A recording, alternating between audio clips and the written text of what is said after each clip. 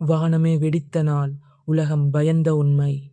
1908 June 30 காலை ரஷ்யாவின் சைபீரியாவில் மக்கள் திடீரென வானத்தில் சூரியனை விட பிரகாசமான ஒரு ஃபயர்பாலை பார்க்குறாங்க. அதற்கு பிறகு சில வினாடிகளில் மாபெரும் வெடிப்பு. அந்த எக்ஸ்ப்ளோஷனின் சக்தி சுமார் 1000 ஹிரோஷிமா அட்டாமிக் பாம்புக்கு சமம் என்று விஞ்ஞானிகள் பிறகு கணித்தார்கள். ஷாக் வேவ் காரணமாக 80 மில்லியன் மரங்கள் ஒரே திசையில் தரையில் விழுந்தன. 600 கிலோமீட்டர் தூரத்தில் இருந்தவர்களுக்கும் அந்த அதிர்வு உணரப்பட்டது. சிலரின் ஜன்னல்கள் உடைந்தன. ஆனால் இங்கேதான் ஒரு பெரிய மிஸ்ட்ரி. அவ்வளோ பெரிய எக்ஸ்ப்ளோஷன் நடந்த இடத்தில் ஒரு பள்ளம் கூட கிடைக்கவில்லை. பலர் இதை ஆஸ்ட்ராய்டு என்று நம்பினாங்க. சிலர் காமெட் என்று நம்பினாங்க. ஏலியன்ஸ் ஸ்பேஸ் கிராஃப்ட் எக்ஸ்ப்ளோட் ஆனதா என்ற கான்ஸ்பிரசி தியரிஸ் கூட வந்தது.